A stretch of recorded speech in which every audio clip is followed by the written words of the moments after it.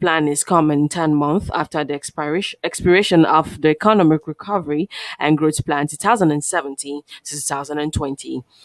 The ERGP, which was introduced in 2017 by the federal government, was deployed to restore growth, invest in people, and build a competitive economy.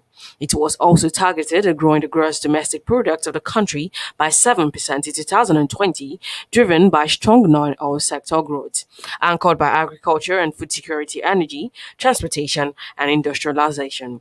Agba then explained that the succession plan was currently being reviewed by different stakeholders, hence the delay in its deployment.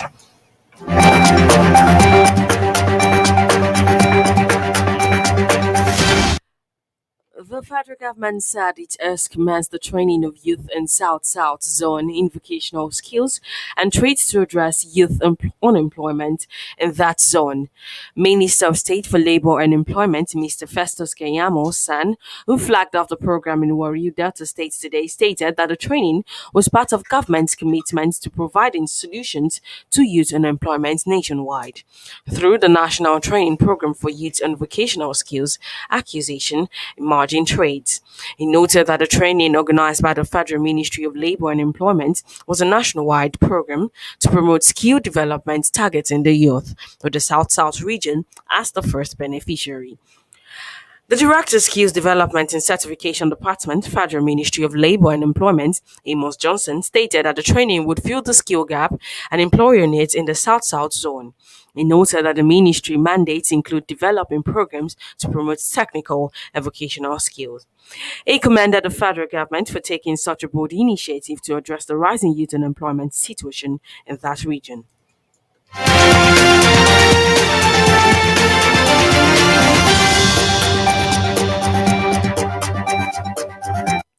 You're still listening to the media news on T Solid Radio. Still to come is the foreign and sports news. Do remember to download our app T Solid on Play Store or log on to www.tsolid.tv. You can as well follow us on our various social media platforms on our T Solid Radio TV.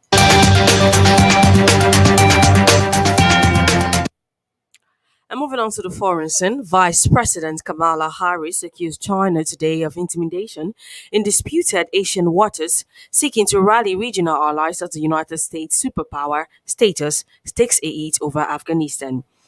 Our comment in Singapore came as Washington seeks to resist relations in Asia after the turbulent Donald Trump era and build a bulwark against the rising might of Beijing.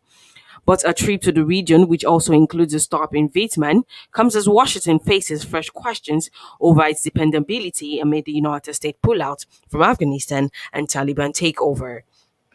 In a speech laying out her administration foreign policy goals, Harris reiterated that Washington had enduring commitment in Asia and took aim at China. However, China claims almost all of the resource-rich South China Sea, through which trillions of dollars in shipping trade passes annually, with competing claims from four Southeast Asian states as well as Taiwan. Meanwhile, the United States-China relationship has deteriorated over a range of issues from cybersecurity and tech supremacy to human rights in Hong Kong and Xinjiang.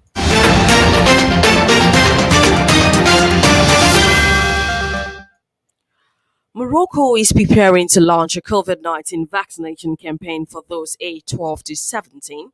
A member of the Health Ministry Scientific Committee, Afif, newsman that various government ministries were working on the vaccine scheme for students.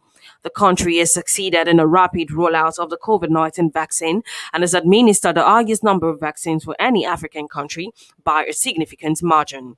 According to the Health Ministry, almost half the population of 36.5 million people has received one dose of the vaccine, while 12 million have been fully jabbed. Meanwhile, the Moroccan cabinet has agreed to extend a nationwide state of health emergency until October 10th. The country is still battling a wave of infections due to the spread of the Delta variant. In total, nearly 811,000 cases have been recorded in Morocco since the outbreak began, along with 11,792 COVID related deaths.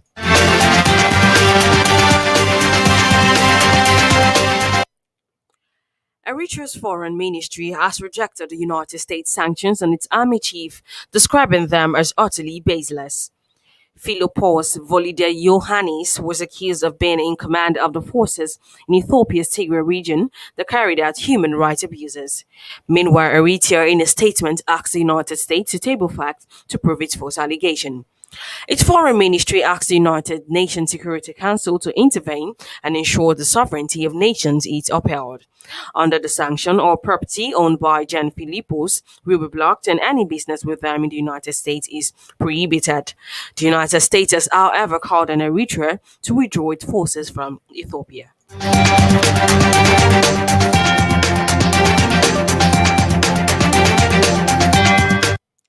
And moving on to the world of sports, seven-time singles Grand Slam champion Venus Williams crashed out of the Chicago Women's Open at the first round after being handed a wild card.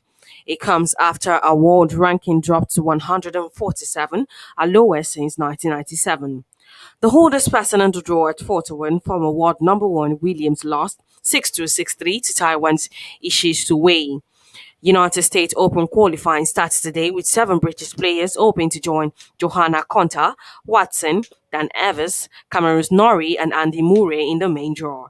Williams has been awarded a wild card for the Grand Slam, at which she won the singles title in 2000 and 2001.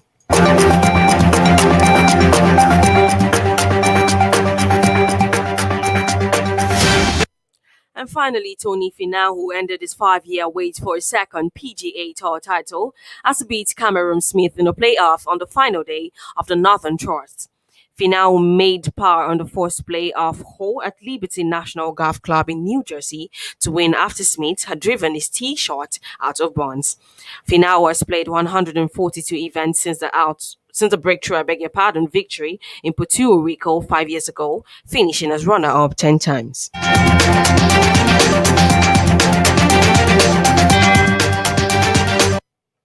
With that, we've come to the end of the news. A recap of the major headlines. Bandits invade NDA, kills 2 officers, abduct 1. And federal government trains South youth in vocational skills. And on the foreign scene, Aries accuses China of intimidation in dispute at sea. And on the world of sports, Venus Williams crashes out in first round.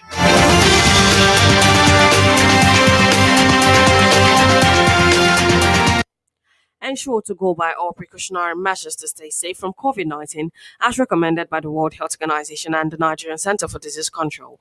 And to remember to download our app T-Solid on Play Store or log on to www.tsolid.tv. You can as well follow us on our various social media platforms on our T-Solid Radio TV. The news was compiled and edited by Olorunishola Mary Omolafe. I am Joy Akin Olamigoke. Good afternoon and many thanks for listening.